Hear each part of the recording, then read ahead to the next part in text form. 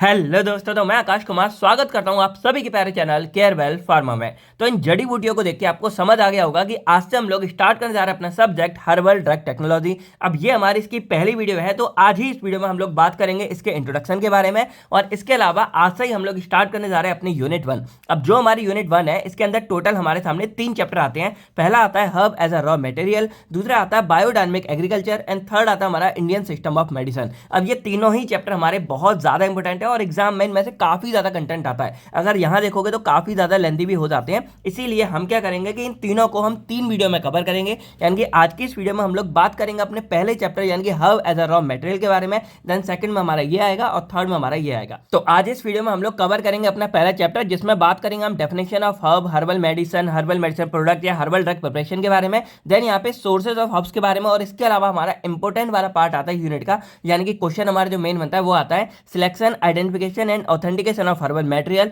With processing of herbal raw material. देखो ये दोनों एक तरह से हमारे कनेक्टेड टॉपिक है, तो या तो हमारा ये कंप्लीटली आ जाता है या केवल ये वाला पार्ट तो ये मान के चलो कि बहुत ज्यादा इंपॉर्टेंट है और ये इंपॉर्टेंट क्वेश्चन के अंदर ही हमारा देखने को मिलता है। तो चलिए अब जो है इस वाले चैप्टर को हम लोग स्टार्ट करते हैं। तो यहाँ पे हमारे पूरे सब्जेक्ट का नाम क्या है? Herbal drug technology. अब देखो टेक्नोलॉजी वर्ड को हम बाद में देखेंगे, पहले हम ड्रग जानते हैं कि भाई हमारी जो मेडिसिन होती हैं, दवाइयाँ होती हैं, उन्हीं को हम यहाँ पे ड्रग बोल देते हैं। अब जो हर्बल वर्ड है ना, वो हमारा कहीं ना कहीं हर्ब, हर्बा इन सबसे कनेक्टेड वर्ड है। और इसका मतलब सीधा सीधा क्या होता है कि यहाँ पे हम कुछ हरे हरे जो पौधे होते हैं ना, इनके बारे में बात कर रहे होते हैं, जैसे आपको ये दिख रहे होंगे। तो इन्हीं से, अभी ये मैंने गंदे क्यों लिए ये आपको आगे समझ आएगा, अभी मैं इसको साफ भी कर सकता था, आगे आपको सब क्लियर हो जाएगा। तो एक तरह से ये क्लियर हो रहा है कि जो हमारा ये हर्बल वर्ड है, ये कहीं ना कहीं हमारे हर्ब या हर्बा से कनेक्टेड है। यानी कि सिंबल देखा जाए तो हमारे कुछ ऐसे प्लांट से कनेक्टेड है जो हमारे नेचुरल होते हैं, जैसे हमारे ये नेचुरल प्लांट्स हो गए। अब देखो एक सिंपल सी बात क्या होती है कि जैसे हमारी नेचुरल प्लांट है, और हम लोग पहले से जानते हैं कि हमारे बहुत सारे ऐसे प्लांट हैं जिनका हम एज अ मेडिसिनल पर्पज के लिए इस्तेमाल करते हैं, यानी कि उनको दवाइयों की तरह इस्तेमाल करते हैं। लेकिन भाई सिंपल सी बात है कि मान लो ये पत्तियां, ठीक है, अब मान लो कि इनसे दवाई बननी है, तो क्या आप इसको डायरेक्टली ऐसे ही कंज्यूम करोगे? ऐसा तो नहीं है कि डायरेक्टली इनको ऐसे खाना शुरू कर दोगे। इसके लिए क्या है कि हमें इसको एक प्रॉपर मेडिसिन में कन्वर्ट करना पड़ेगा। यानी कि मान लो कि अगर इस तरह की दवाई है, तो ऐसे पत्तों से हमें इस तरह की दवाई बनानी पड़ती है। और यही जो हमारा कन्वर्जन होता है, यानी कि यहाँ पे सिंबल क्या है, जैसे मैं बताऊं तो मान लो ये हमारे इस तरह के जो नेचुरल प्लांट वेस्ट है, ये हमको इस तरह के प्लांट से मिल जाते हैं, जैसे मान लो ये प्लांट से मिल गए। लेकिन ये जो हमारी ऐसी दवाई है, यही हम जो है क्या करेंगे, किसी भी पेशेंट को देंगे। तो ऐसे प्लांट से ये ऐसी मेडिसिन को बनाने की जो पूरी प्रोसेस है, डिफरेंट डिफरेंट टेक्निक्स है ना, वही हम पढ़ते हैं यहाँ पे हर्बल ड्रग टेक्नोलॉजी में। यानी कि अगर इस पूरे वर्ड को कनेक्ट करके देखा जाए तो बोल सकते हैं कि it is the branch of pharmaceutical science in which we convert या in which we study about the whole science behind the conversion of this plant product into medicine. यानी कि क्या कर रहे हैं कि हम इस तरह की जो हमारे प्लांट बेस्ड की मेडिसिनल प्लांट्स होते हैं, इनको हम इस तरह की मेडिसिन में जो कन्वर्ट करते हैं by using different different technique, यही हमारी कहलाती है हर्बल ड्रग टेक्नोलॉजी। अब जैसे आप लोगों ने जो पहले मैं क्लियर कर दूं कि जो आपने फार्माकोग्नोसी पढ़ा था, वो वर्ड भी हमारा इसी से एज इट इज पूरा पूरा कनेक्टेड था। और जो 5th सेम की आपने फार्माकोग्नोसी पढ़ी थी, वो काफी ज्यादा इंपॉर्टेंट थी। अब उसमें आपने एक्सट्रैक्शन प्रोसेस पढ़ी थी, जिसमें आप क्या देख रहे थे कि इसमें से पूरा का पूरा हम सब इसको पीस के पूरा इसके अंदर का मेन एक्टिव कंस्टिट्यूएंट को बाहर निकाल के,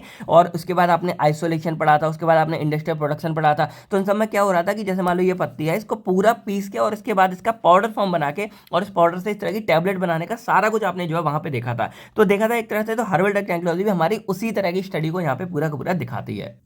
अब देखो यहाँ पे ये सब्जेक्ट है ना, देखो ये नाम से तो आपको क्लियर हो गया होगा कि यहाँ हम ऐसे कन्वर्ट कर रहे हैं, लेकिन मेनली जो हमारी स्टडी है वो क्या क्या करता है। तो जैसे अगर मैं यहाँ पे सिलेबस के बेस पे दिखाऊं, तो पहले तो हमको यहाँ पे herb as a raw material के बारे में बात करनी। जैसे ये हमारे हर्ब है, तो ये हमारा सबसे रॉ मटेरियल है, और इसके बाद हमारी इस तरह की टैबलेट जाके बन रही है। तो ये रॉ मटेरियल कैसे है, इसके बारे में सारी बात करेंगे, कैसे मिलता है, कहाँ से मिलता है, कैसे हम इसको बना सकते हैं। देन क्या होता है कि ये रॉ मटेरियल हम कैसे उगा रहे हैं, इसकी खेती कैसे कर रहे हैं, वो हम यहाँ पे बायोडायनेमिक एग्रीकल्चर में बात करते हैं। और उसके बाद हमारे जो ट्रेडिशनल सिस्टम है, यानी कि पहले क्या होता था, पहले इस तरह की दवाइयां नहीं चलती थी। पहले क्या करते थे, ये पत्ती ली और इसी को यहाँ पे आपको बताया कि पूरा साफ किया और ऐसे कूट के और इसी को डायरेक्टली जो है जख्म पे लगा देते थे। तो ये हमारा पूरा चलता था इंडियन सिस्टम ऑफ मेडिसिन के अंदर, जहां आयुर्वेदा, सिद्ध, यूनानी ये सब चलते थे। तो इसके बारे में भी पूरी बात करेंगे। और ये आपको पता होना चाहिए कि जो हम आगे पढ़ने वाले हैं, तो वो हमारा कहीं ना कहीं जो अपने ट्रेडिशनल सिस्टम यानी कि इंडियन सिस्टम से ही आया है। तो हमें क्या करना होता है कि इसके बारे में जानना भी बहुत जरूरी होता है। उसके बाद हमारे यहाँ पे आते हैं कुछ न्यूट्रास्यूटिकल्स। अब न्यूट्रास्यूटिकल्स में क्या होता है कि जैसे ये है,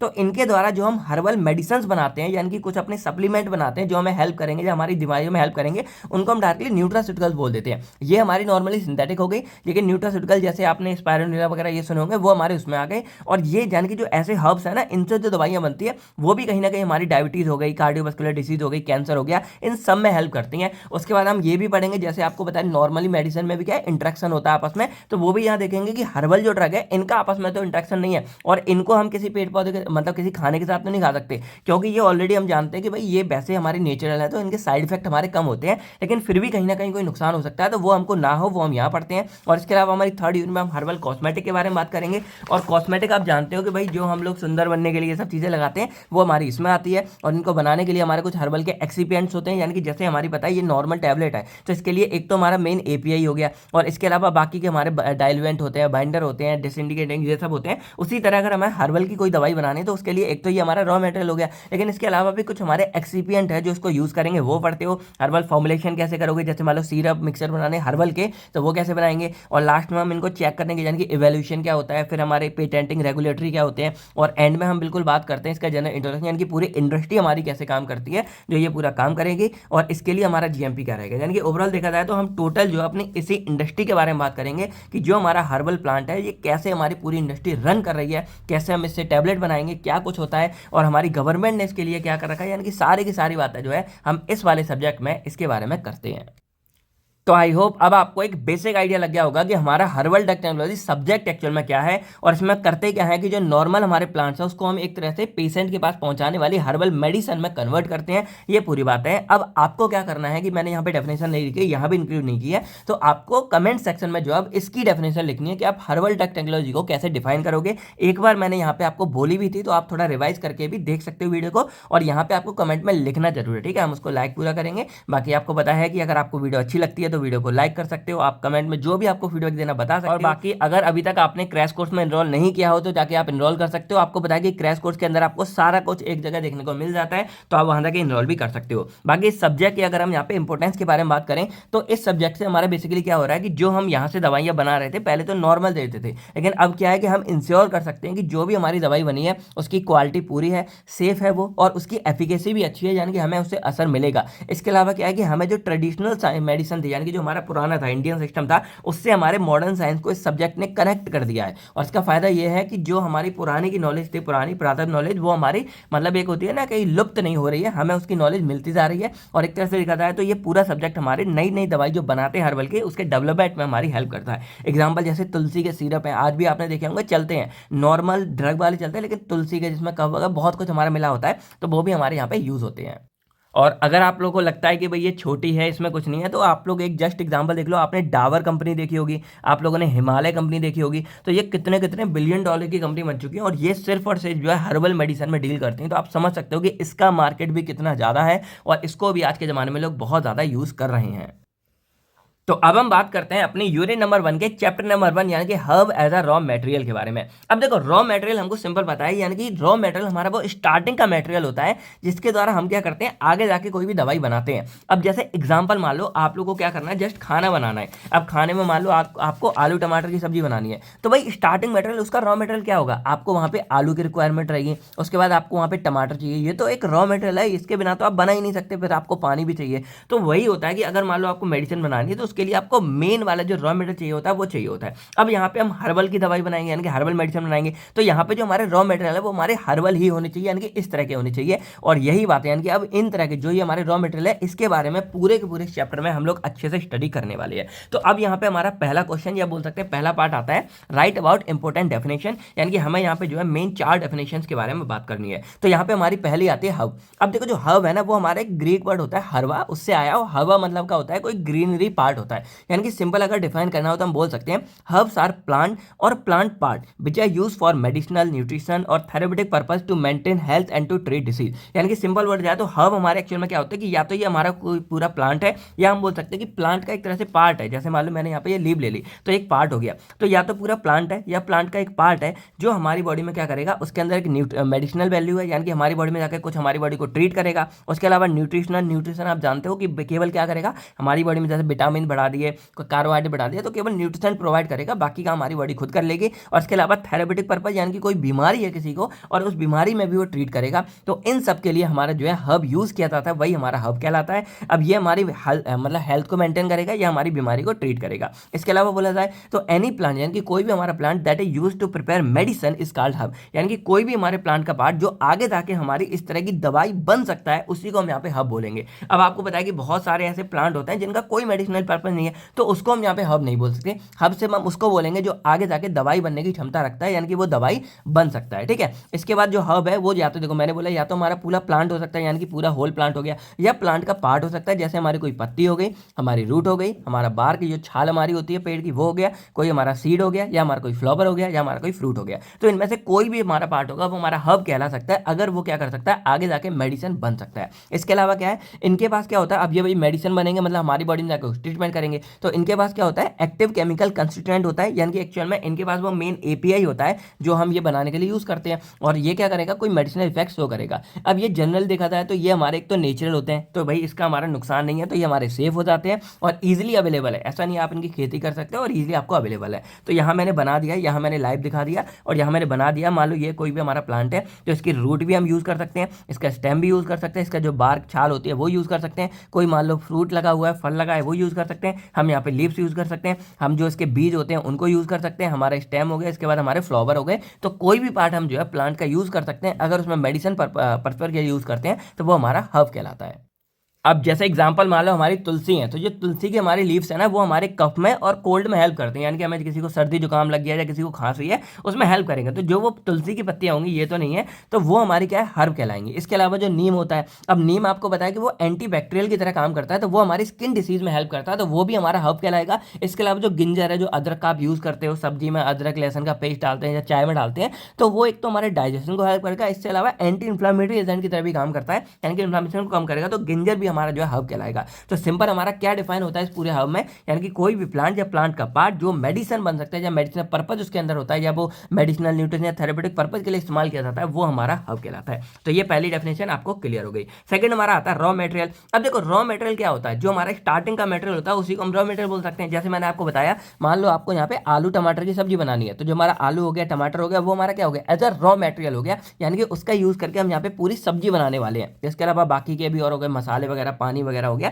तो ये सब भी रॉ मटेरियल कहलाते हैं। तो यहाँ पे रॉ मटेरियल क्या है कि अगर कोई भी हमारा हर्ब है जैसे ये है और इससे आगे जाके हम इस तरह की दवाई बनाने वाले हैं, तो ये हमारा क्या है रॉ मटेरियल कहलाएगा। यानी कि ऐसे नहीं, लेकिन अगर हम इनसे बनाने वाले हैं तो ये हमारा रॉ मटेरियल कहलाएगा। यानी कि these are crude substance obtain from herb, यानी कि जो हमारे हर्ब्स थे उसी का एक पार्ट होता है, which are the use at the starting material, यानी कि ये हमारा स्टार्टिंग मटेरियल होगा जो आगे जाके हर्बल मेडिसिन बनाने में यूज करेंगे, वही हमारे हर्ब कहलाते हैं। अब ये सिंपल हमने देख लिया कि कोई प्लांट है या प्लांट का पार्ट है, बिफोर प्रोसेसिंग यानी कि जब हमने शुरू नहीं किया उससे पहले हमने ये पार्ट लिया है, तो यही हमारा रॉ मटेरियल कहलाता है। यानी कि देखा जाए तो हर्ब और रॉ मटेरियल एक्चुअल में हमारे बिल्कुल सिमिलर होते हैं, बस ये कंडीशन के अकॉर्डिंग अलग है। यानी कि नॉर्मल रखा हुआ तो हमारा हर्ब कहला रहा है, और अब हमने क्या किया इसको मेडिसिन बनाने वाली प्रोसेस में डाल दिया है, और जब प्रोसेस में डाल दिया तो इसका जो स्टार्टिंग मटेरियल ये हमारा हो गया, तो ये हमारा रॉ मटेरियल कहलाता है। बस इतना फर्क है। अब ये हमारे फ्रेश और ड्राई होने चाहिए, होल और पाउडर, यानी कि पूरा यूज करेंगे, जैसे इसको पीस के इसका पाउडर यूज करते हैं। अब अगर मान लो कहीं पे क्या होता है कि अगर हमने रॉ मटेरियल पुअर क्वालिटी का ले लिया, इसलिए हम इसको अलग से पढ़ रहे हैं कि अगर हमने ये पुअर क्वालिटी का ले लिया तो हमारा जो ड्रग बनेगा वो एडल्ट्रेट होगा,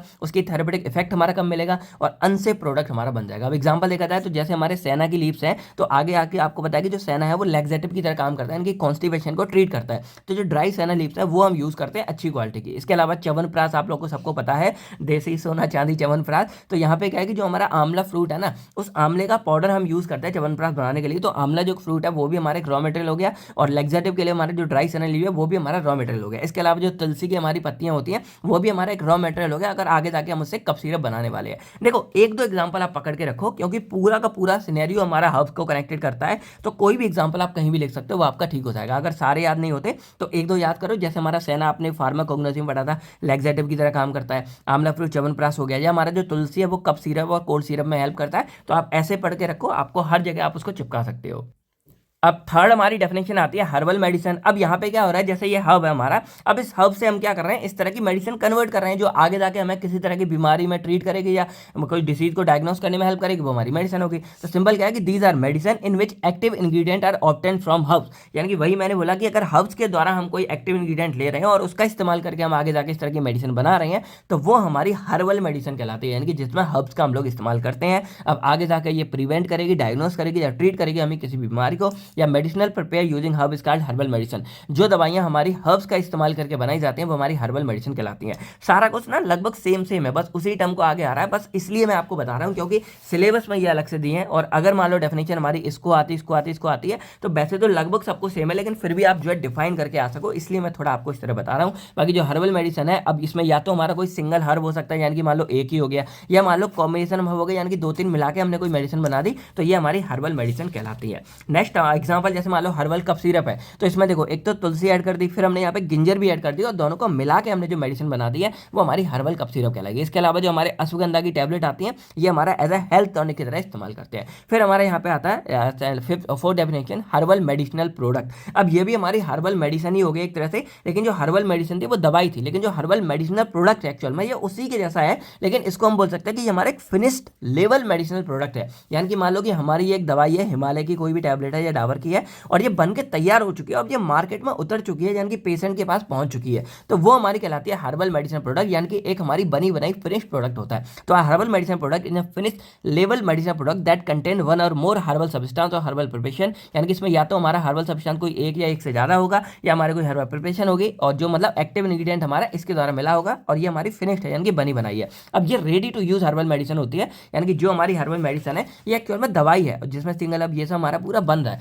लेकिन ये क्या है कि ये हमारी बन चुकी है, यानी कि एकदम उसका फिनिश्ड प्रोडक्ट है, वही हमारा हर्बल मेडिसिन प्रोडक्ट कहलाता है। अब ये डायरेक्टली हमारा मार्केट में सोल्ड होने के लिए रेडी होता है। अब ये हमारा जो बनेगा ये हमारा अकॉर्डिंग WHO बनेगा, या रेगुलेटरी जो गाइडलाइंस होते हैं उसके अकॉर्डिंग बनेगा, और इसका मेन पर्पस क्या है, जो थेरेपेटिक यूज देगा या हेल्थ को मेंटेन करेगा। एग्जांपल जो मैंने बताया, जैसे हिमालय की लिव 52 सिरप आती है, आपको पता है कि ये लीवर के लिए एज अ सप्लीमेंट टॉनिक की तरह काम करती है, जो हमारे लीवर की हेल्थ को बढ़ाती है, तो ये लिव 52 सिरप हो गया, या इसकी टैबलेट भी आती है। इसके अलावा हमारी डाबर च्यवनप्राश हो गया। नेक्स्ट हमारा आता है हर्बल ड्रग प्रिपरेशन। अब देखो हर्बल ड्रग प्रिपरेशन एक्चुअल में क्या होता है, तो ये एक तरह से मान लो कि जो हमारी मेडिसिन प्रोडक्ट बना है, जो मेडिसिन बनी उससे पहले का एक प्रोसेस है, यानी कि मान लो ये हमारा रॉ मटेरियल है, और इसको मैंने यहाँ पे ले लिया, और उसके बाद मैंने इसको पूरा ऐसे करके और इसका एक्सट्रैक्ट मैंने निकाल लिया, यानी कि अब इससे मेरी दवाई बनने वाली है। तो जो दवाई बन रही है, यानी कि फाइनल मेरा प्रोडक्ट बन रहा है, फाइनल प्रोडक्ट बनने से पहले का जो मेरा कंटेंट होगा उसको मैं यहाँ पे हर्बल ड्रग प्रिपरेशन बोल देता हूँ। यानी कि दीज आर प्रोसेस्ड प्रोडक्ट है, जो प्रोसेस हो चुका है often from herbal raw material, जो रॉ मटेरियल से मिला है, जैसे हमारी एक्सट्रैक्शन होगी, फर्मेंटेशन होगी, प्योरिफिकेशन होगी, कंसंट्रेशन होगी। अब ये सब आपने ऑलरेडी पढ़ा था। अब जैसे मान लो ये पत्ती है, मुझे इसके अंदर का API निकालना है, मेन एक्टिव इंग्रेडिएंट निकालना है, तो मैं क्या करूंगा, मैंने यहाँ पे ले लो गर्म पानी ले लिया, ये मैंने लिया और उसमें मैंने इसको डाल दिया, देन मैं गर्म करूंगा, तो जो गर्म पानी है वो इसको पेनिट्रेट करेगा, और इस पत्ती के अंदर के जो सेल्स हैं उसके अंदर जो मेन हमारा एक्टिव इंग्रेडिएंट है उसको यहाँ पे बाहर निकाल देगा, वो हमारा पानी में आ जाएगा, देन हम उसका यूज कर लेंगे, तो वो हमारा एक्चुअल में कहलाता है प्रोसेस प्रोडक्ट कहलाता है। तो process form of herb used to make medicine, यानी कि ये जो फॉर्म हमारी होगी ये आगे जाके हमारी दवाइयां बनाने में इस्तेमाल करेंगे, इसको हम हर्बल ड्रग प्रिपरेशन बोल देते हैं। यानी कि ये हमारे एक तरह से बोल सकते हैं कि इंटरमीडिएट प्रोडक्ट है, फाइनल प्रोडक्ट नहीं है, फाइनल से पहले का, और जो रॉ मटेरियल है उससे बाद का हमारा बीच का एक प्रोडक्ट होता है। अब इसमें एक्टिव इंग्रेडिएंट है जो हमारा मेन यही होता है, और इसको हम आगे हर्बल फॉर्मुलेशन बनाने में इस्तेमाल करते हैं, जैसे हमारा हर्बल एक्सट्रैक्ट हो गया या टिंक्चर हो गया, आगे जाके हम इससे जो अपनी मेडिसिन बना लेते हैं। तो अब अगर देखा जाए तो हमने अपना पहला पार्ट यानी कि इंपोर्टेंट डेफिनेशन वाला कवर कर लिया, इंट्रो पार्ट कवर कर लिया। अब हमारा जो नेक्स्ट क्वेश्चन आता है वो आता है सोर्सेज ऑफ हब्स के ऊपर। अब देखो बहुत ज्यादा डिटेल में तो नहीं आता, लेकिन हाँ एक शॉर्ट नोट जरूर आता है हमारा herb as a source of herb के बारे में।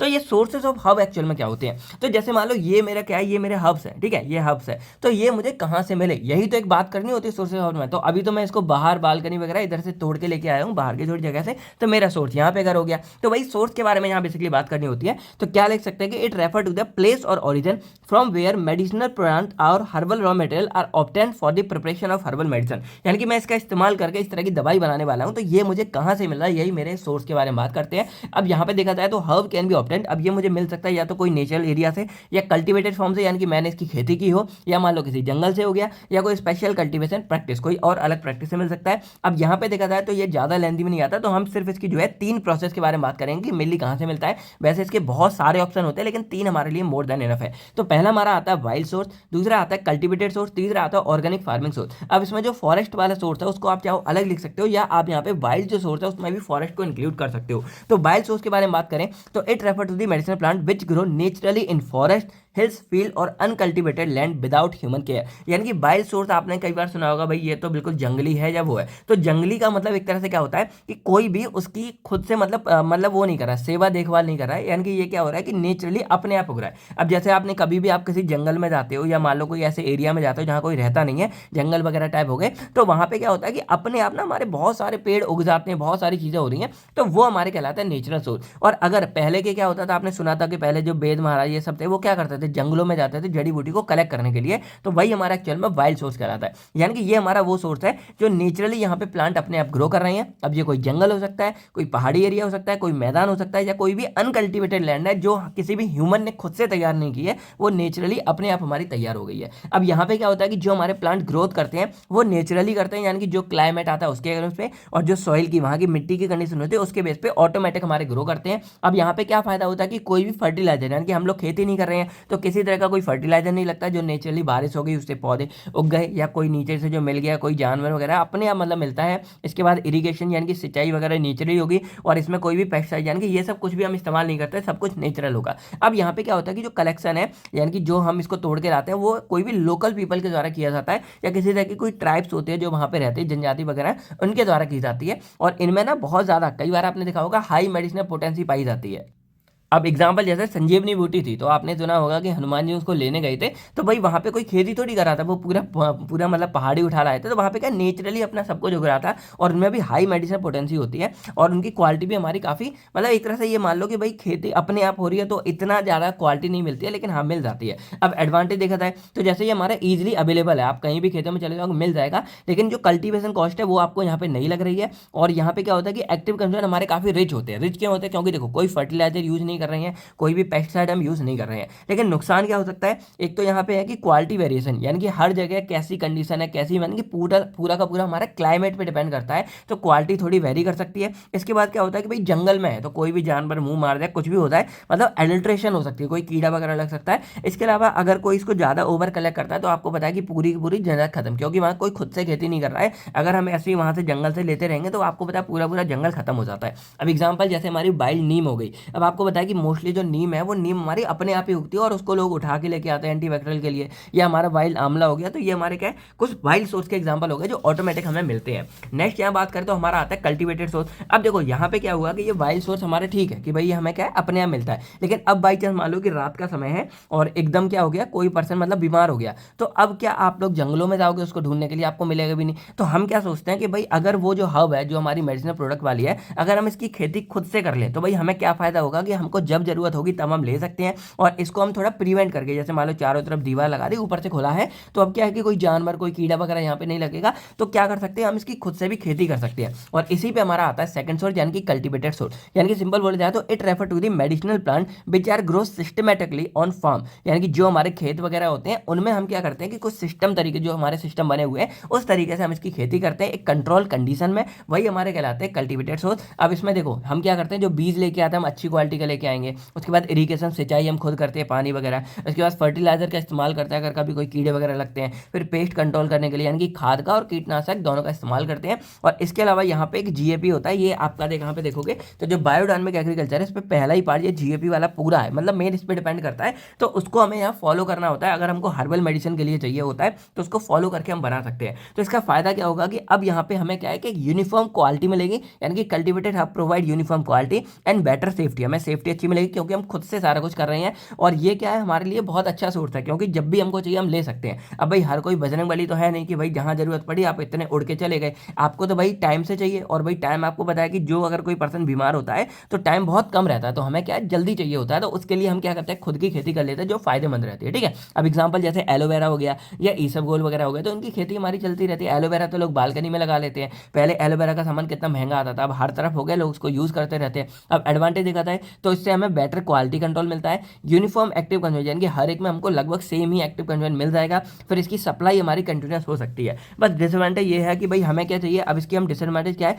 कि हाई कॉस्ट हो जाती है। अब देखो वाइल्ड में क्या था कि जंगलों में हो रही थी कोई दिक्कत नहीं है, लेकिन यहाँ पे क्या है, हमको एक प्रॉपर जगह चाहिए, फिर हमें अपना बीज लेके आना है, सिंचाई करनी है, खाद लेना है, ये लेना है, तो कॉस्ट हमारी काफ़ी बढ़ जाती है, तो हमको थोड़ा महंगा मिलता है। इसके अलावा हमको यहाँ पे लैंड की रिक्वायरमेंट है और इसके अलावा जो स्किल्ड फार्मर होते हैं उनकी रिक्वायरमेंट है जो इसको अच्छे से उगा सके, तो ये थोड़ा थोड़ा हमारे यहाँ पे नुकसान हो सकता है। अब हमारा थर्ड सोर्स आता है ऑर्गेनिक फार्मिंग सोर्स। अब देखो ऑर्गेनिक वर्ड आपने बहुत बार सुना होगा, आजकल क्या है ट्रेंड में आ रहा है, क्योंकि बहुत लोगों का क्या मानना है कि भाई सब में क्या है केमिकल वगैरह मिलावट आ रही है, जो भी आप यूज कर रहे हो सब में, तो भाई खुद की खेती करो। बहुत लोगों ने क्या किया है, अपने अपने छोटे छोटे एरिया में अपनी सब्जियां उगाना भी शुरू कर दिया है। तो ऑर्गेनिक में एक्चुअल में हो रहा क्या रहा है कि जो हम लोग यहाँ पे क्या देख रहे थे कि जो हम लोग यहाँ पे सिंचाई मतलब फर्टिलाइजर और पेस्ट कंट्रोल का इस्तेमाल कर रहे थे, वो हम यहाँ पे नेचुरल वाले यूज करते हैं, यानी कि केमिकल फर्टिलाइजर का इस्तेमाल नहीं करते हैं, और वही हमारी एक्चुअल में कहलाती है ऑर्गेनिक फार्मिंग सोर्स। यानी कि it refer to the herbs grow without using chemical fertiliser या पेस्टिसाइड और सिंथेटिक केमिकल। यहाँ पे हम किसी भी तरह का कोई केमिकल या पेस्टिसाइड का इस्तेमाल नहीं करते हैं, जो केमिकली होता है। तो उसका फायदा क्या होता है कि अब भाई अब आपको बता कि अगर ये उगा है हमारे किसी केमिकल हमने यहाँ पे यूज किया है जो पेस्ट को खत्म कर रहा है, तो वो कहीं ना कहीं हमारे इसके सेल्स को भी कहीं डैमेज करेगा, और हो सकता है वो केमिकल का कुछ ना कुछ पार्ट हमारा इसमें, क्योंकि ये भी तो लिविंग बींग्स है, और इन पर अगर आप पानी डालोगे एब्जॉर्ब करेगा, तो वही केमिकल डालोगे वो भी तो थोड़ा थोड़ा एब्जॉर्ब हो जाता है। तो इसी वजह से क्या है कि ये थोड़ा नुकसान भी कर जाता है, और यही रीजन है। देखो मैं आपको बता दूं आजकल क्या हो रहा है, जैसे मान लो ये हमारा प्लांट है, तो इसको ग्रोथ करने के लिए लोग क्या करते हैं, जो ग्रोथ हार्मोन वगैरह है ना, वो अलग से जो है प्लांट वगैरह इनमें डाल देते हैं, जो हमारे फल फ्रूट्स होते हैं, इन सब चीजें होती हैं। और ये रीजन इसका क्या नुकसान हो रहा है कि अब जैसे ये फल फ्रूट है और भाई लोग तो खा रहे हैं, तो फल फ्रूट जो लोग खा रहे हैं उनके बॉडी के अंदर भी जो है ग्रोथ हार्मोन पहुंच रहा है, और यही रीजन है आजकल आप देखोगे कि छोटी उम्र के बच्चे, पहले भाई आपको बताया 12th क्लास इवन बीटेक वगैरह इनमें लोग पहुंच जाते थे ना, तब जाके लोगों की दाढ़ी मूछे आती थी या बॉडी ग्रो करती थी। आजकल देखोगे जो स्कूल में चल रहा है, इवन जो 8th क्लास है या कोई 10th 12th तक, तो भाई बच्चे के पूरे दाढ़ी मूछे आ जाती है, गर्ल्स के जेनेटर पूरे के पूरे मतलब ग्रोथ हो जाते हैं। आप समझ रहे हो 10th 12th क्लास तक। तो ये सब इसीलिए हो रहा है क्योंकि जो हमारी खेती या कहीं भी है उनमें बहुत ज़्यादा ग्रोथ हार्मोन या केमिकल का इस्तेमाल कर रहे हैं, और वो हमारी बॉडी में क्या है जल्दी ग्रोथ करवा रहे हैं, और यही रीजन है कि पूरी पूरी एज भी हमारी कम होती जा रही है। तो यहाँ पे क्या होता है कि जो ऑर्गेनिक फार्मिंग है इसमें बेसिकली क्या हो रहा है कि हम यहाँ पे नेचुरल मैन्यूर यानी कि जो नेचुरल खाद हो गई या जो इको फ्रेंडली मेथड हो गए उनका इस्तेमाल करते हैं खेती करने के लिए, और उनके द्वारा जो हमारे हर्ब्स मतलब बनाए जाते हैं उनका हम दवाइयों में इस्तेमाल करेंगे, वो हमारा ऑर्गेनिक फार्मिंग सोर्स हो गया। यानी कि इसमें केमिकल फ्री हमारे हर्ब्स होते हैं। अब इनका प्रेफर किया जाता है जैसे कोई न्यूट्रास्यूटिकल्स बनाने या हर्बल कॉस्मेटिक बनाने या क्वालिटी प्रोडक्ट को एक्सपोर्ट करना है, तो उसके लिए हम इसका इस्तेमाल करेंगे। यानी कि एक तरह से मान लो ऑर्गेनिक टर्मरिक हो गया या फिर ऑर्गेनिक गिंजर हो गई। अब देखो ये अच्छी तो है, लेकिन आपको पता है कि ये इतना महंगा हो जाता है, क्योंकि यहाँ पे सब कुछ आप ऐसा यूज करोगे, तो भाई आप लोगों ने कभी अगर ब्लिंकिट या ज़ेप्टो कभी आपने किसी पे देखा होगा ना, नॉर्मल वाली शुगर देख लो या नॉर्मल वाला गुड़ देख लो, आपको मिल जाएगा 100-150, लेकिन जो ऑर्गेनिक वाला हनी भी अगर देख लोगे तो ऑर्गेनिक हनी आपको लगभग 700-800 का 200-300 ग्राम मिलेगा। भाई कहाँ से कोई अफोर्ड करेगा इतना। तो क्या है कि ऑर्गेनिक वाला काफ़ी ज़्यादा महंगा होता है, इसीलिए लोग अफोर्ड नहीं कर पाते हैं। तो इसके एडवांटेज क्या है कि एक तो ये सेफ होता है लेकिन नॉन टॉक्सिक होता है, इसके अलावा ये एनवायरमेंटली फ्रेंडली होता है, और हाई कंज्यूमर डिमांड है, यानी कि इसकी डिमांड भी हमारी बहुत ज्यादा बढ़ रही है। लेकिन डिसएडवांटेज यही है कि इसमें क्या है लो यील्ड यानी कि खेती बहुत कम होती है, और उसके बाद कॉस्ट भी बहुत ज्यादा लगती है। यही रीजन है कि ये हाई कॉस्ट का हमारा हो जाता है, और ये बिकता भी हमारा बहुत हाई कॉस्ट में है। तो ये हो गए हमारे पूरे के पूरे सोर्स ऑफ हब्स के बारे में। आई होप आपको क्लियर हो गया होगा। बाकी अगर कभी आता है देखो शॉर्ट में इतने 3 पॉइंट आप लिख के आ जाओगे, मोर देन आपके लिए इनफ हो जाता है।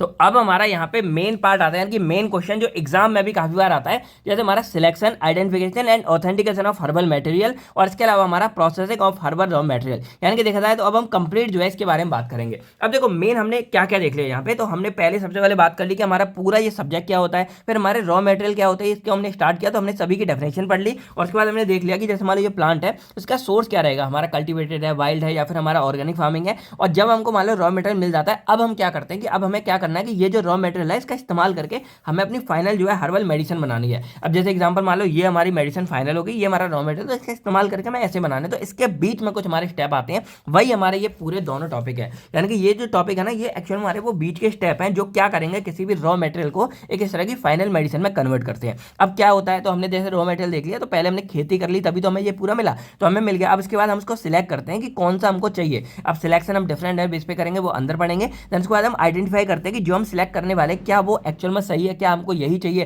तो हम उसको पूरा पहचानेंगे और उसके बाद हम उसकी ऑथेंटिफिकेशन करते हैं कि क्या एक्चुअल में ये हमारा क्वालिटी इसकी ठीक है, सब कुछ ठीक है। और जब पूरा वेरीफाई हो जाता है देन हम उसको कलेक्ट करेंगे और कलेक्ट करने के बाद देन इसकी होती है प्रोसेसिंग, यानी कि जब हमने पूरा कर लिया और ये मान लो हमने ऐसे कलेक्ट कर लिया, अब यहाँ पे इतने तोड़ चुका हूँ, मान लो ये कलेक्ट कर लिया। अब कलेक्ट करने के बाद क्या करना होता है कि अब इसकी प्रोसेसिंग करनी है, जो हमने हर्बल ड्रग प्रोसेसिंग पढ़ा था, आपने यहाँ पे जो डेफिनेशन पढ़ी थी हर्बल ड्रग प्रिपरेशन, तो यहाँ पे प्रोसेस क्या होता है कि अब इसको हम पूरा कन्वर्ट कर लेंगे और इसको पीस पास के हम इसका एक्सट्रैक्ट निकाल लेंगे, यानी कि वो मेन हमें ड्रग मिल जाएगा जो आगे जाके हमारी दवाई बनेगी और देन फाइनली हमारी हर्बल ड्रग मेडिसिन बन जाती है। तो ये सारे के सारे स्टेप जो है वो हमें इन्हीं दोनों मतलब ये दोनों टॉपिक में पढ़ना पड़ेगा। तो चलिए पहले हम बात करते हैं यहाँ पे selection, identification and authentication of herbal medicine के बारे में। कई बार केवल देखो सिलेक्शन नहीं आएगा तो कई बार केवल ये दोनों आ जाएगा, और अगर ये तीनों करेक्ट आते हैं तो आपको यहाँ पे इतना डिटेल में लिखने की जरूरत नहीं है। मैंने डिटेल में इसलिए लिखा है कि अलग से भी कोई टॉपिक आता है तब भी आप जो इसको अच्छे से करके आ जाओ। तो पहला हमारा आता है यहाँ पे सिलेक्शन के बारे में। पहले पूरा पढ़ लो क्या है। Herbal drug are obtained from medicinal plant, हमको पता है कि हर्बल ड्रग हमें किसी तरह के मेडिसिनल प्लांट के द्वारा मिलेगा।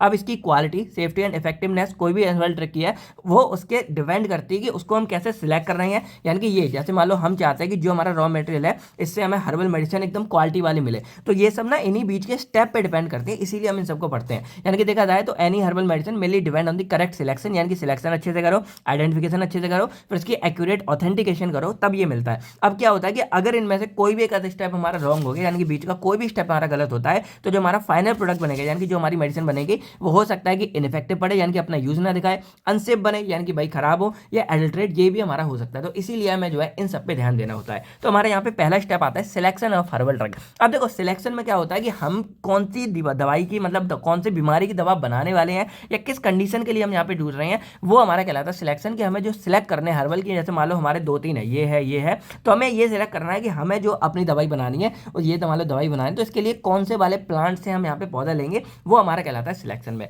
अब सिलेक्शन डिफरेंट टाइप से होता है, यानी कि सिंपल देखे, it the process of choosing the correct medicinal plant और plant part of suitable quality, purity and potency of medicinal use. अब ये हमारा first and most important step होता है हर्बल ड्रग टेक्नोलॉजी में, और only properly selected herbal drug, यानी कि जो प्रॉपर्ली हमारे सिलेक्टेड होते हैं उन्हीं से हमें जो है डिजायर्ड थेरेप्यूटिक इफेक्ट हमें देखने को मिलता है। अब जो हमारा सिलेक्शन है वो डिफरेंट उस पर डिपेंड करता है। अगर मान लो गलत सिलेक्शन हो गया तो एक तो हमारी एक्टिविटी कम हो जाएगी, हमारी टॉक्सिसिटी बढ़ जाएगी और हमारी ट्रीटमेंट है उसका फेलियर भी हो सकता है हमारा।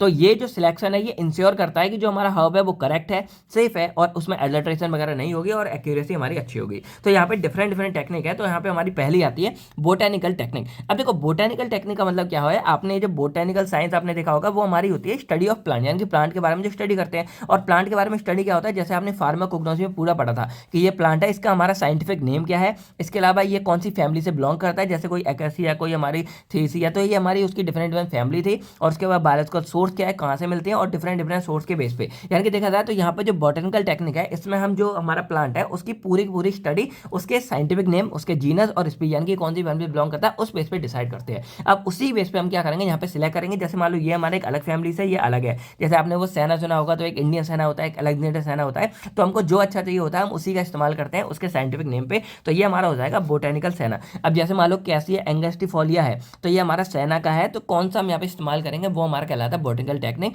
तो यहाँ पे हम इसके बेस पे करते हैं, तो वो हमारा बॉटनिकल टेक्निक कहलाता है। सेकंड हमारा होता है मॉर्फोलॉजिकल। अब देखो मॉर्फोलॉजी आपने पढ़ा होगा, मॉर्फोलॉजी होता है स्ट्रक्चर के बेस पे, यानी कि जो हमारा ये है तो ये देखने में कैसा है, इसका रंग रूप कैसा है, सारी चीज़ है। अब अगर यहाँ पे आप देखोगे तो यहाँ पे चलो ये तो गंदे है, अब यहाँ पे देखो ये हमारा ऐसा है, ये ऐसा है, तो हम उसको देख कर पहचान रहे कि वो कैसा है। अब आपने एग्जाम्पल देखा होगा, घर में जब कभी पूजा होती है ना भाई, पान के पत्ते मंगाए जाते हैं। अब हम लोग तो भाई वो भी नहीं पहचान पाते, तो पान के पत्ते हमारे थोड़े अलग शेप के होते हैं और उसको देख कर ही लोग पहचान जाते हैं। इसके अलावा हमारे बाकी जामुन के पत्ते, हमारे अमरूद के पत्ते, यानी कि सबके हमारे अलग अलग होते हैं और उसको देखकर ही हम पहचान लेते हैं। तो वो होती है हमारी मॉर्फोलॉजिकल टेक्निक। यानी कि अब मान लो यहाँ पे सिलेक्ट कर रहे हैं, तो मैं क्या करूँगा, मैं यहाँ पे इसको देखूंगा, उसके बाद मैं पहचानूंगा कि इसका शेप कैसा है, इसका शेप कैसा है, और मुझे जिस शेप के चाहिए होते हैं तो मैं उसको चूज कर लूंगा। तो ये मेरा कहलाता है मॉर्फोलॉजिकल टेक्निक। यानी कि जो सिलेक्शन है वो हमारा एक्सटर्नल फिजिकल कैरेक्टर पे बेस होता है, जैसे हमारा शेप हो गया, साइज हो गया, सरफेस हो गया या स्ट्रक्चर हो गया, इनको हम पूरा चेक करेंगे। अब जैसे एग्जाम्पल जो सिनेमोना वार्क है, हमारी जो छाल होती है वो थिन होती है और थोड़ी रोल्ड होती है, यानी कि हल्की सी ऐसी घुमावदार होती है, उसके बेस पर हम उसको डिसाइड करते हैं। थर्ड आता है माइक्रोस्कोपिक टेक्निक। अब इसमें क्या करते हैं कि हमें कोई भी पत्ती वगैरह मान लो, तो हम क्या करेंगे, उसको माइक्रोस्कोप के अंदर देखेंगे और देख के पहचानते हैं कि हमारा वही है या नहीं है, यानी कि पूरा इसमें सब कुछ हम चेक कर लेंगे। अब मैं यहाँ पे आपको एक नकली माइक्रोस्कोप बना देता हूँ, जैसे मान लो ये है, तो मैं देखो यहाँ पे मैंने ये जूम करा हूँ तो आपको पूरा शेप दिख रहा होगा। तो ये माइक्रोस्कोप हो गया, हमें थोड़ा बड़ा दिखता है, हम यहाँ पे आराम से पहचान पाते हैं। अब यहाँ पे जैसे सेलुलर स्ट्रक्चर हो गया, ट्राइकोम्स हो गए, स्टोमेटा नंबर, आप लोगों ने ये फोर्थ सेम की शायद फार्माकोग्नोसी में पढ़ा था, जो हमारे लीव्स होते हैं इनमें अलग अलग स्टोमेटा नंबर होते हैं, ये सब होते हैं। तो उस प्रॉपर्टीज के बेस पे हम यहाँ पता लगाते हैं, यानी कि identification of leaf border by characteristic tissue के बेस पे। फिर हमारा फोर्थ आता है रैंडमाइजेशन। अब इसमें क्या होता है बेसिकली कि हम रैंडमली उठाते हैं, यानी कि यहाँ पे क्या है कि it is a method in which plant sample are selected randomly from different location और बैच, यानी कि अलग अलग बैच। जैसे मान लो ये है, तो मैंने क्या किया, एक पत्ती इसमें से उठा लिया, एक इसमें से उठा लिया, और ऐसे कर करके मैं चेक करूंगा। तो ये हमारा पूरा का पूरा होता है रैंडम मेथड, यानी कि the method in which plant sample are selected randomly from different location और बेस्ट टू अवॉइड बाइस। अब इसमें क्या है कि बाइसनेस नहीं होते, हम कहीं से भी कुछ यूज कर सकते हैं, और इसका क्या है कि हमें रिलायबिलिटी, यानी कि अलग अलग जगह के हमें सैंपल मिल जाते हैं। एग्जाम्पल मान लो कि हम यहाँ पर रैंडम कलेक्शन कर रहे हैं अश्वगंधा रूट का फ्रॉम डिफरेंट फॉर्म्स के द्वारा, ठीक है। फिर हमारा फिफ्थ आता है इकोलॉजिकल। अब देखो इकोलॉजिकल क्या होता है कि यहाँ पे हम एनवायरमेंट और इकोलॉजी, जो हमारे एनवायरमेंट के बेसिकली फैक्टर होते हैं ना, उस बेस पे हम यहाँ पे डिसाइड करते हैं। अब जैसे आपने देखा होगा, जैसे हम बोलते हैं ना अच्छी हवा, तो हम जितने ऊपर की साइड चले जाते हैं पहाड़ों की तरफ, वहाँ पे थोड़ी पॉल्यूशन कम है क्योंकि कंपनियां कम है, तो वहाँ की हवा अच्छी होती है। वहीं दिल्ली में चले जाओ, हवा की कंडीशन आपको पता है। तो यहाँ पे क्या है कि अगर हमें अच्छी चाहिए तो हम अच्छे इन्वायरमेंट वाले एरिया से अगर किसी प्लांट पौधे को उठाते हैं तो हमें अच्छा मिलेगा। अब जैसे जो हाई एल्टीट्यूड प्लांट्स होते हैं, जो हमारे थोड़े ऊपर की तरफ होते हैं, अब आपने कभी देखा होगा जो सेब है वो हमारे कश्मीर वगैरह इधर के अच्छे क्यों होते हैं, क्योंकि वहाँ पे एनवायरमेंट हमारा अच्छा है, तो वहाँ पे सेब उगते हैं। यहाँ पे नीचे हमें एनवायरमेंट ही ऐसा नहीं है कि मिल पाए, तो यहाँ पे क्या है कि एनवायरमेंट भी हमारा बेसिकली डिपेंड करता है कि आपको मटेरियल कहाँ से उठानी है। तो जैसे हमारे जो हाई एल्टीट्यूड वाले प्लांट है उनमें जो हाइयर एल्कलॉइड कंटेंट पाया जाता है, जो एल्कलॉइड के प्लांट है तो ऊपर साइड जो उगते हैं उनमें ज्यादा एल्कलॉइड्स हमारा पाया जाता है। देन हमारा सिक्स आता है कीमोटैक्सोनॉमी, यानी कि इसमें क्या है कि जो हमारे केमिकल कंस्टिट्यूएंट है उसके अंदर क्या हमारा प्रेजेंट है, उस बेस पे हम क्या करते हैं कि यहाँ पे अपना जो सिलेक्शन है वो करते हैं। यानी कि सिंपल यहाँ पे जो हमारे प्लांट है उसकी स्टडी पूरी कर रहे हैं हम, किस बेस पे, उसके कीमोटैक्सोनॉमी का, यानी कि selection based on chemical constituent, उसमें केमिकल कौन सा प्रेजेंट है, अब वो प्लांट की टैक्सोनॉमिकल जेनेटिक में डिपेंड करता है। अब ये हमारा ड्रग डिस्कवरी में बहुत ज्यादा हेल्प करता है। एग्जांपल जैसे मान लो plant of Solanaceae family contain alkaloid. अब जितने भी प्लांट्स हमारे सोलेनेसिया फैमिली के होंगे उनमें कहीं ना कहीं एल्कलॉइड पाया जाता है, तो हम उसके सोलेनेसिया फैमिली वाले प्लांट्स को मतलब ले सकते हैं अगर हमको एल्कलॉइड की रिक्वायरमेंट रहेगी। अब इसमें हमारा नेक्स्ट पार्ट आता है आइडेंटिफिकेशन ऑफ हर्बल ड्रग। अब देखो मान लो आपने यहाँ पे पूरा का पूरा सिलेक्ट कर लिया और आपने ये वाले पत्ते निकाले, मान लो ये निकाले ये निकाले, तो अब ये चेक करना है कि ये जो हमारे हैं क्या एक्चुअल में ये वही है जो हमको चाहिए होते हैं। तो इसकी होती है ये आइडेंटिफिकेशन, यानी कि इसमें सिर्फ हम पहचान करते हैं कि जो हमने पत्ता या हमने जो लीव या कोई भी हमने जो हर्ब चूज किया है क्या ये एग्जैक्टली वही है, वही हम इसमें चूज करते हैं। तो it is the process of stabilising the identity of a herbal drug by studying its morphological, microscopic, physical and chemical character, यानी कि इन तीन चार तरीकों से हम पहचान सकते हैं कि हमने सही आइडेंटिफाई किया है, मतलब सही हमने सिलेक्ट किया है या नहीं किया है। अब इसमें जो सिलेक्टेड प्लांट है वो हमारा जेन्युइन हो, और इसका कहीं ऐसा तो नहीं है कि हमें देखने में, जैसे मान लो हमने मॉर्फोलॉजिकल चूज किया, देखने में एक जैसा था लेकिन एक्चुअल में वो अलग हो, तो कोई सिमिलर या सब्स्टिट्यूट प्लांट तो हमारा मिक्स नहीं है इसके अंदर। तो एक्चुअल में क्या है कि ये हमारी आइडेंटिटी को कंफर्म करता है, इसके अलावा ये सब्स्टिट्यूशन को प्रिवेंट करेगा, कंसिस्टेंसी को बढ़ाएगा, इससे हमारी क्वालिटी भी बढ़ जाएगी। तो मेथड हमारे डिफरेंट आइडेंटिफाई करने के, पहला आता है मॉर्फोलॉजिकल, यानी कि यहाँ पे हम उसके एक्सटर्नल कैरेक्टर को देख के पहचानते हैं। यानी कि जैसे ये है, तो मान लो हम पान के पत्ते की जगह कोई दूसरा ले आया, आपको बचपन में याद होगा हमसे जब दाल मंगाते थे ना घर पे, तो हमें दाल पता ही नहीं रहती थी मूंग की अलग है, कोई दिखा दे ना सामने से कि ये मूंग की है, तब भी हमें 4 बार में याद ही नहीं रहता था कि वो मूंग की कौन सी है, मसूर की। और मैं गारंटी दे रहा हूँ अभी भी जो आप वीडियो देख रहे होगे 50% लोगों को नहीं पता होगा मूंग की कौन सी होती है, मसूर की कौन सी होती है, अरहर की कौन सी होती है। तो वही है कि हम क्या देख के पहचान नहीं पाते। तो मान लो जो सिलेक्ट करने वाला बंदा है अगर उससे कोई मिस्टेक होगी तो हम यहाँ पे आइडेंटिफाई करते हैं मॉर्फोलॉजिकल, यानी कि हम देखेंगे कि जो shape, size, colour, surface, fracture है, यानी कि जो ये अंदर का है, इसके बेस पे कि हम सही चूज करके लाए हैं हब को या नहीं करके लाए हैं। अब एग्जांपल जैसे क्लोव है, चलो इसको तो हम पहचान लेते हैं, जो हमारी लौंग है उसका क्या होता है, ऊपर का थोड़ा सा इस तरह का नेल शेप का स्ट्रक्चर होता है, ऊपर आपको दिख रहा होगा, थोड़ा यहाँ पे बीज भी होता है, तो ये हमारा लौंग का होता है। तो हम इसको चलो पहचान सकते हैं, लेकिन पत्तों को थोड़ा पहचानना हमारे लिए मुश्किल हो जाता है, तो हम ऐसे आइडेंटिफाई करते हैं अपने मॉर्फोलॉजिकल आइडेंटिफिकेशन में। सेकंड आता है हमारा माइक्रोस्कोपिक। अब ये तो हमारा सबसे बेस्ट हो गया, क्योंकि यहाँ पे क्या करेंगे कि हम जो सेल्स है इसके इंटरनल सेलुलर स्ट्रक्चर को चेक कर लेंगे अपने माइक्रोस्कोप में, और इससे हम आराम से पहचान सकते हैं। जैसे मान लो उसमें स्टोन सेल हो गए, या कुछ बेसल्स हो गए, या ट्राइकॉम्स वगैरह हो गए, या स्टोमेटल नंबर वगैरह होगा, उनको देख के हम यहाँ पहचान सकते हैं। थर्ड आता है फिजिकल आइडेंटिफिकेशन। अब यहाँ पे क्या है कि हमारे जैसे फिजिकली क्या होता है, मान लो इसकी जो एस वैल्यू आती है, या इसके अंदर कितना मॉइस्चर कंटेंट प्रेजेंट है,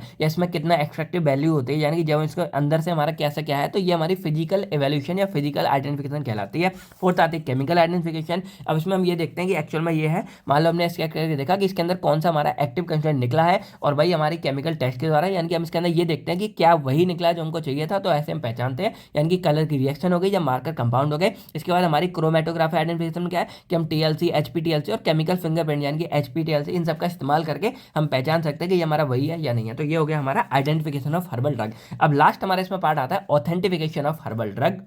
तो अब इसमें क्या होता है कि मान लो आपने यहाँ पे सिलेक्ट कर लिया, आप ये ले आए, उसके बाद आपने आइडेंटिफाई भी कर लिया कि यहाँ जो हमने चूज किया था वो एग्जैक्टली सही है, यानी कि हमारा डबल टिक हो गया। अब यहाँ पे ट्रिपल टिक के लिए हमारा आता है ऑथेंटिफिकेशन। अब ऑथेंटिकेशन में सिंपली हम क्या करते हैं कि यहाँ पे ये देखते हैं कि जो हम ये लेके आए हैं क्या ये जेन्युइन है, यानी कि इसकी जेन्युइननेस यानी कि एकदम करेक्ट है। इसके अलावा इसकी प्योरिटी को चेक करते हैं कि भाई कहीं ऐसा तो नहीं है कि इसमें कुछ गड़बड़ी है, और इसके अलावा यहाँ पे क्वालिटी भी चेक करेंगे। तो ये सब जो हम चेक करते हैं ये हमारा कहलाता है ऑथेंटिफिकेशन, यानी कि हमने सिलेक्ट कर लिया, हमने इसकी पहचान कर ली, लेकिन अब हमें ये देखना है कि क्या ये यूज करने लायक है। यानी कि जो आपने इवैल्यूएशन देखा होगा, जैसे आप कोई टैबलेट वगैरह बना लेते हो उसके बाद आप चेक करते हो, इसको इवैल्यूएट करते हो, वो सब चीज़ हम यहाँ चेक करते हैं। यानी कि ये हमारा एक फाइनल कंफर्मेशन स्टेप होता है, और ये इंश्योर करता है कि जो हमारी हर्बल ड्रग है वो ओरिजिनल है, वो किसी तरह के एडल्ट्रेशन से फ्री है, और जो स्टैंडर्ड स्पेसिफिकेशन है उस पर मीट करती है, यानी कि ये WHO और रेगुलेटरी गाइडलाइंस के अकॉर्डिंग होती है। अब देखो मैं इसको ज़्यादा नहीं खींच रहा हूँ क्योंकि ऑलरेडी बहुत हो गया, तो बस मैंने मेथड लिख दिया, आप सिंपल लिख के आ सकते हो क्योंकि बात है वही सेम लिखनी है। अगर कभी मान लो डिटेल में आता है तो आप थोड़ा बना के लिख सकते हो।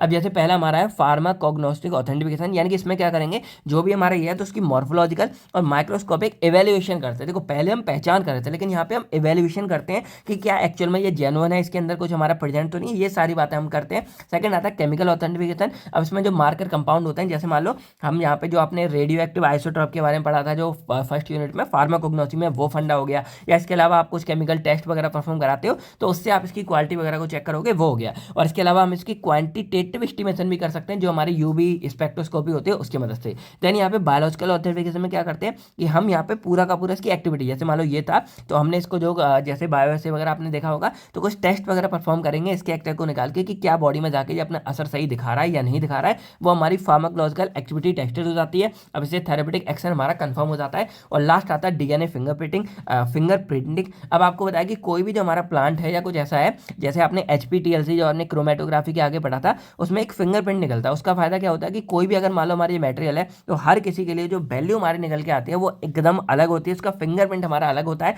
तो हम पहचान सकते हैं कि क्या ये हमारा वही है या नहीं है, वो हमारा कहलाता है डीएनए फिंगरप्रिंटिंग। तो ये हमारा एक मॉडर्न और एक्यूरेट मेथड है जिससे हम यहाँ पे पता लगा सकते हैं कि हमारा एक्चुअल में ये हर तरह से सही है या नहीं है, और ये हमारा स्पीसीज से क्लोजली डिफरेंट है। मतलब हर एक स्पीसीज जो है, जैसे मान लो ये पत्ता है, ये तो खैर इसी का है, जैसे मान लो ये दो अलग अलग है, तो इसमें क्या होगा कि ये दोनों का जो फिंगरप्रिंट बनेगा एक तरह से मान लो जो प्रॉपर्टीज बनेगी वो सेम हो ही नहीं सकती, हमारी अलग अलग होंगी, वो हमारी इसमें पहचानी जाती हैं। तो ये हो गया हमारा मेथड ऑफ ऑथेंटिफिकेशन। यानी कि अब देखा जाए तो हमने यहाँ पे अपना सिलेक्शन देख लिया, आइडेंटिफिकेशन देख लिया, ऑथेंटिफिकेशन देख लिया, ये पूरा हो गया। और इसके बाद हम यहाँ पे कलेक्शन करते हैं। अब कलेक्शन हमारे यहाँ नहीं था तो मैंने लिखा नहीं, मैं बेसिक आपको बता देता हूँ कि जो हम कलेक्शन करते हैं वो बेस्ड करते हैं कि सही टाइम, यानी कि वो सही टाइम होगा तब हम इसको यहाँ पे कलेक्ट करेंगे, यानी कि जब इसके अंदर मैक्सिमम एक्टिव थेरेपेटिक होंगे। और इसके बाद आपने देखा भी होगा कि हाथ जैसे हमारे गेहूँ होते हैं, जैसे सबका ना सीजन आता है कि गेहूँ कटने का अलग सीजन होता है, मक्की कटने का अलग सीजन होता है, तो जो उनका टाइम आता है हम उसी टाइम पे कटाई करते हैं। अगर उस टाइम पहले या बाद में करते हैं तो वो हमारी खेती खराब हो जाती है। वही कलेक्शन होता है कि हमें कलेक्शन जो है सही टाइम पे करना होता है हर एक प्लांट को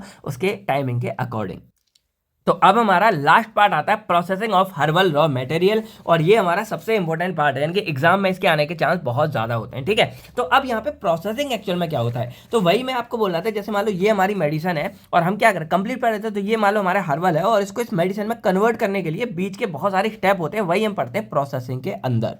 मतलब सिंपल आप यहीं से पढ़ो, जैसे मैंने आपको ये सब बताने के बाद कलेक्शन बता दिया, तो इसी के आगे की प्रोसेस है। जैसे after the collection of medicine plant, हमने ये कलेक्ट कर लिया, herbal raw material can not be use directly. अब ऐसा थोड़ी, जैसे एग्जांपल मान लो आपको आलू टमाटर की सब्जी वही लेते हैं, तो भाई आलू आप लेके आए तो क्या आप आलू को डायरेक्ट खाना शुरू कर दोगे? ऐसा तो नहीं है, कच्चे पहले आप लाओगे, भाई साफ सफाई करोगे, धोना पूरा करोगे, उसके बाद आप उसकी सब्जी बनाओगे, उसके बाद ही तो खाओगे। तो यहाँ पे क्या है, आपको डायरेक्टली यूज नहीं कर रहे, वही आप फंडा कि आपने सब कर लिया, कलेक्ट कर लिया, उसके बाद में जब कलेक्ट कर लिया तो ऐसा तो नहीं है डायरेक्टली आप उसको यूज कर लोगे। हमें उससे पहले क्या है, उसको प्रोसेसिंग करना पड़ता है, जिसकी वजह से वो हमारा रेडी हो जाता है यूज की मेडिसिन बनाने के लिए, यानी कि मेडिसिन की तरह यूज करने के लिए। तो they must undergo proper processing to preserve their quality, जिससे हमारी उसकी क्वालिटी ठीक रहे। उसके बाद वो हमारे स्टोरेज के लिए, एक्सट्रैक्शन के लिए और फॉर्मुलेशन के लिए सूटेबल हो जाता है। अब जो processing of herbal raw material है वो एक सीरीज है, यानी कि इसमें फिजिकल और मैकेनिकल ऑपरेशन किए जाते हैं। इसका फायदा क्या होगा कि जैसे मान लो हमारा रॉ मटेरियल है या हमारा हर्ब्स है, इसमें स्पॉइलेज ना हो, यानी कि खराब ना हो, इसमें कोई तरह की इंप्योरिटीज हमारी खत्म हो जाए। उसके बाद इसमें जो एक्टिव कंस्टिट्यूएंट है वो हमारा प्रिजर्व हो जाए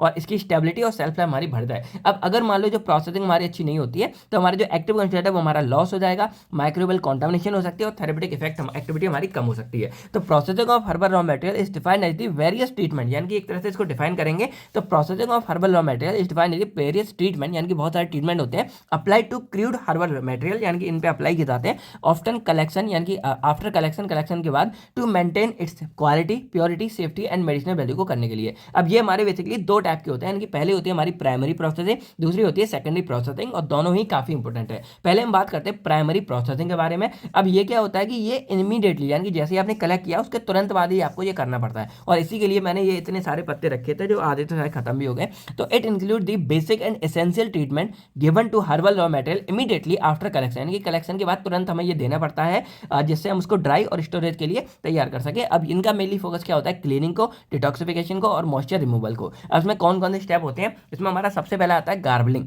अब देखो गार्बलिंग में बेसिकली क्या होता है, जैसे it is the process of removal of unwanted, damage, disease और foreign matter from collected raw material. अब जैसे मान लो मैंने ये लिया, ठीक है, अब यहाँ पे मुझे क्या दिख रहा है कि देखो ये वाला मेरा खराब है, ये वाला मेरा खराब है, तो मैं क्या करूंगा, मैं इनको अलग हटाऊंगा। तो ये मेरी जो पहली प्रोसेस है ये मेरी यहाँ पे कहलाती है गार्बलिंग, यानी कि यहाँ क्या कर रहा हूँ कि ये जो मेरा मटेरियल खराब है इसको मैं यहाँ पूरा हटा रहा हूँ, ठीक है।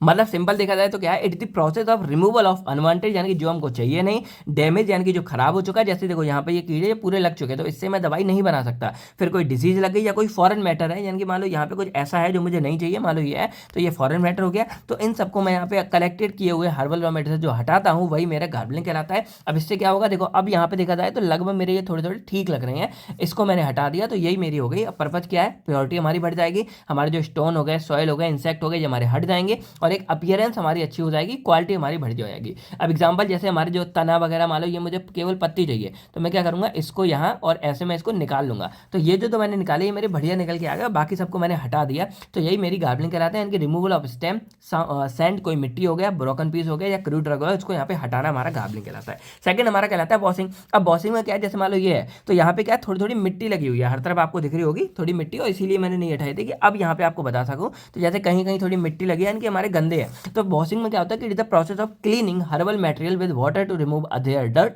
Soil and surface contamination. अब मान लो यहाँ पत्तों पे कुछ भी हमारी मिट्टी लगी थी, कुछ गंदगी, कुछ और वो लगा था, तो उन सबको हटाने के लिए हम जो है वॉशिंग का इस्तेमाल करते हैं। अब इससे हमारी क्लीनेज यानी कि साफ सफाई हो जाती है, माइक्रोवेल लोड हमारे थोड़े कम हो जाते हैं। और वॉशिंग, अब एग्जाम्पल जैसे देखा जाए हमारे जो रूट्स हो गए, राइजोम्स हो गए, जैसे गिंजर, टर्मिक हो गया, तो इन सबकी वॉशिंग हमारी ये कहलाती है। थर्ड हमारा आता है पैर बॉइलिंग। अब पैर बॉइलिंग में क्या है, बॉइलिंग वर्ड आपको दिख रहा होगा, तो इसमें क्या होता है, अब जैसे हम पत्ती है तो हो सकता है इसमें किसी तरह का कॉन्टामिनेशन हो या कम टाइम के लिए चले, तो यहाँ पे क्या है कि process in which herbal medicine are treated with hot water, यानी कि इसमें थोड़ा सा मैं गर्म पानी मिला के, सॉरी गर्म पानी के साथ इसको ट्रीट करेंगे या कोई स्टीम के साथ शॉर्ट टाइम के लिए इसको ट्रीट करेंगे, तो इससे क्या होगा, इसके अंदर के जो एंजाइम है वो इनएक्टिवेट हो जाएंगे, इसका कलर हमारा अच्छा हो जाएगा और बिटरनेस यानी कि कड़वापन है थोड़ा हमारा कम हो जाएगा। आपने देखा होगा जैसे आलू आप कच्चा थोड़ी खा रहे, थोड़ा बॉयल कर लेते हो तो भाई खाने लायक हो जाते हैं, तो वही यहाँ पे थोड़ा सा करते हैं। तो ये हम जो रूट्स होते हैं, ट्यूबर्स होते हैं, इनका हम इस्तेमाल ऐसे कर सकते हैं। फोर्थ हमारे आती है लीचिंग। अब लीचिंग में क्या होता है, जैसे मान लो यहाँ पे है और कोई अगर वाटर सॉल्युबल कंटेंट होगा यहाँ पे, तो हम चाहते हैं कि वो निकालना चाहते हैं, मान लो कोई टॉक्सिक या वाटर सब्सटेंस हो गए, तो हम क्या करेंगे, it is the process of removing unwanted water soluble substance by soaking herbal material to water.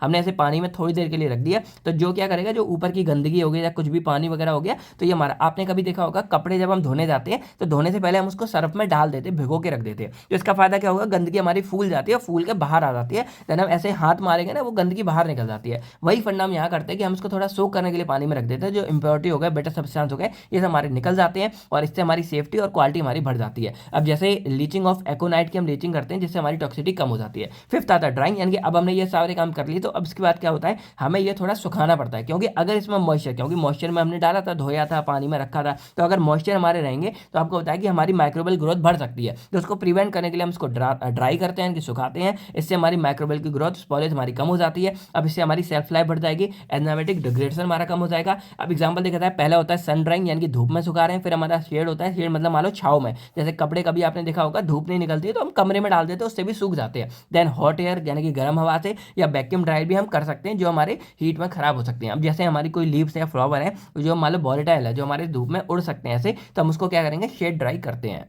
तो अब अगर देखा जाए तो हमारा लगभग मेटेरियल यहाँ पे तैयार हो जाता है और यही हमारी होती है प्राइमरी प्रोसेसिंग। अब आती है हमारी सेकेंडरी प्रोसेसिंग और ये काफ़ी ज़्यादा इंपॉर्टेंट होती है। अब ये एडवांस ट्रीटमेंट होता है जो हमारे किसी भी हर्बल रॉ मेटेरियल के ऊपर अप्लाई किया जाता है आफ्टर प्राइमरी प्रोसेसिंग, यानी कि जब पहले हमारी प्राइम प्रोसेसिंग हो जाती है उसके बाद में, जिससे उसकी मेडिसिनल क्वालिटी बढ़ जाए और वो हमारी आगे एक्सट्रैक्शन या फॉर्मुलेशन के लिए तैयार हो जाए, जिससे आगे जाके क्या करेंगे हम उससे दवाई बना लेंगे, वही हमारी यहाँ पे कहलाती है। अब जैसे मैंने आपको यहाँ भी बताया था कि देखो यहाँ पे हमारा सिलेक्शन है, ये सब हो जाएगा, उसके बाद हमारी प्रोसेसिंग होगी और जिससे हमारा एक्सट्रैक्शन हो सके और फाइनली हमारी हर्बल मेडिसिन बनेगी। तो यहाँ पे जो सेकेंडरी प्रोसेसिंग है इसमें हमारे कुछ स्टेप आते हैं। इससे पहले आता है सैंक्शनिंग, या इसको कटिंग बोलते हैं। अब इसमें क्या है, जैसे मान लो पत्तियां हैं तो भाई इसका अगर हमें एक्सट्रैक्ट निकालना है तो जिंदा थोड़ी रखेंगे, हम इनको क्या करते हैं छोटे छोटे पीस में तोड़ देते हैं। तो यही हमारा कहलाता है कटिंग, यानी कि the process of reducing herbal material to small piece. अब इससे क्या होगा, जब इनको आगे सुखाएंगे तो फैसिलिटेड ड्राइंग हो जाएगी, हमारी एक्सट्रैक्शन की एफिशिएंसी हमारी बढ़ जाएगी, यानी कि इसके अंदर का एक्टिव हमारा अच्छे से बाहर आएगा। तो यहाँ पे क्या है, कटिंग ऑफ रूट्स वर्क या फिर लीव्स इनटू स्मॉल सेक्शन, यानी कि इसको हम छोटे छोटे पार्ट्स में तोड़ देते हैं।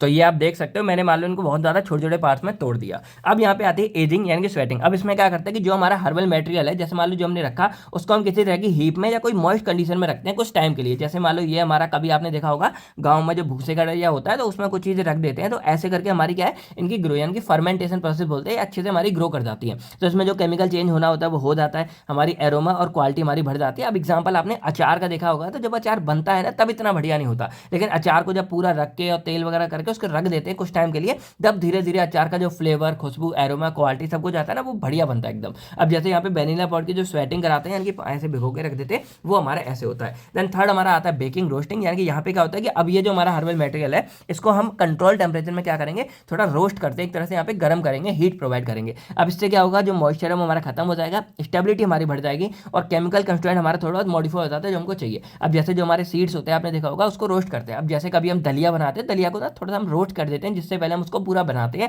इससे हमारा फ्लेवर और ये सब थोड़ी बढ़ जाती है। देन हमारा फोर्थ आता है बॉइलिंग। अब यहाँ पे क्या करेंगे हम, यहाँ पे जो भी हमारा ये होता है यानी कि ये मटेरियल मान लो इसको गर्म पानी के साथ हम इसको बॉईल करेंगे। अब इससे जो हमारे प्लांट टिश्यू ये थोड़े सॉफ्ट हो जाएंगे, जो इसमें एंजाइम थे हमारे इनएक्टिवेट हो जाएंगे। अब जैसे स्टीमिंग ऑफ फ्रूट्स और राइबोसोम, इसके बाद स्टिर फ्राइंग, यानी कि अब ये हो जाएगा। उसके बाद हम जो हर्बल मटेरियल है उसको कंटिन्यू स्टिर करेंगे पूरा, और इसके बाद हम इसको गर्म करेंगे। अब इसको गर्म हम कर सकते हैं कभी कभी तेल के साथ में, कभी हनी के साथ में, जो भी जैसे होता है प्लांट के बेस पे होता है। इससे एक थेरेपेटिक इफेक्ट हमारी बढ़ जाती है और टॉक्सिसिटी हमारी कम हो जाती है। अब जैसे सर्टेन ट्रेडिशनल हर्बल ड्रग होते हैं उसको हम यहाँ पे स्टिर फ्राई भी करते हैं। और लास्ट में हमारा होता है फ्यूमिगेशन, यानी कि क्या है कि it the process of exposing herbal material to fumes of chemical या नेचर सब्सटेंस। इस तरह मान लो ये हमारा है तो इसमें हम किस तरह के केमिकल या किसी की फ्यूम लगाते हैं। इससे क्या होगा कि मान लो इसमें कोई इंसेक्ट कीड़े थे वो हमारे यहाँ पे खत्म हो जाएंगे, माइक्रोबियल जो ग्रोथ है वो हमारी कंट्रोल हो जाएगी, जैसे सर्बल फ्यूमिगेशन फॉर स्टोर प्रोटेक्शन। और लास्ट हमारे यहाँ पे आता है एक्सट्रैक्शन, यानी कि जब हमारे ये पूरा का पूरा मटेरियल तैयार होता था उसके बाद क्या करेंगे हम इसको इस तरह के मान लो कोई मतलब एल्कोहल बेस हो गया या कोई वाटर हो गया उसमें डालेंगे, उसको गर्म करेंगे, तो इसके अंदर का जो हमारा केमिकल कंस्टेंट है वो हमारा टूट के पानी में मिल जाएगा और हमको एक्सट्रैक्शन मिल जाता है। It is the process of separating active constant from herbal material using suitable solvent का इस्तेमाल करके।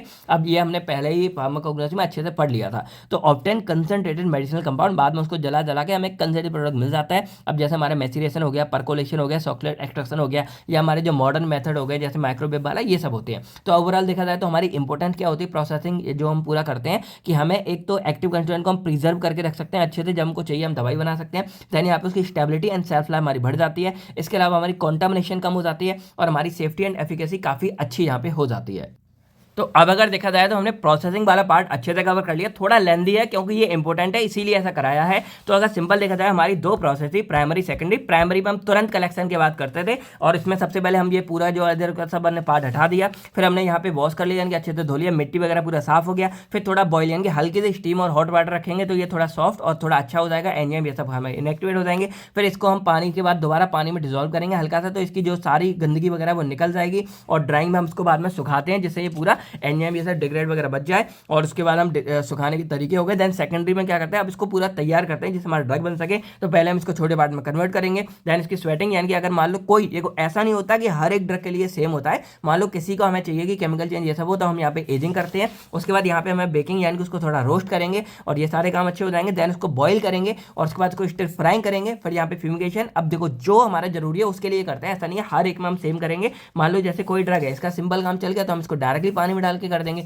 तो जितना काम आसान होता है उतना हम कर सकते हैं, लेकिन ये कॉमन बताया है जो हमारे लगभग हर के लिए काम आएगा। देन लास्ट में एक्सट्रैक्शन करके हमारे ये निकल आएगा और देन इसका यूज करके हम यहाँ पे अपनी मेडिसिन वगैरह बना सकते हैं और ये इसके इंपॉर्टेंट हो गए। तो आई होप अब आपको जो है सारा का सारा सब क्लियर हो गया होगा। तो अब देखा जाए हमने अपना चैप्टर 1 यहाँ पे कंप्लीटली कवर कर लिया है। थोड़ा लेंदी हो गया लेकिन अच्छे से हमारा हो गया क्योंकि 11 घंटे का पार्ट था, आगे इतना ज्यादा हमारा लेंदी नहीं होगा। तो यही था हमारा पूरा का पूरा herb as a raw material. I hope अब आपको सब कुछ क्लियर हो गया होगा। बाकी आपको डेफिनेशन किसकी लिखनी है, आपको हर्ब की डेफिनेशन लिखनी है और हर्बल टेक्नोलॉजी को आपको डिफाइन करना है। इस वीडियो को लाइक करके सभी को शेयर कर देना। अगर अभी तक आपने अपने चैनल को सब्सक्राइब नहीं किया तो भाई अभी जाओ सब्सक्राइब कर लो, ये चैनल आपके लिए है। बाकी मैं मिलता हूं आपसे बहुत नेक्स्ट चैप्टर में जिसमें हम बात करेंगे बायोडायनामिक एग्रीकल्चर के बारे में। तो थैंक यू दोस्तों, जय हिंद दोस्तों।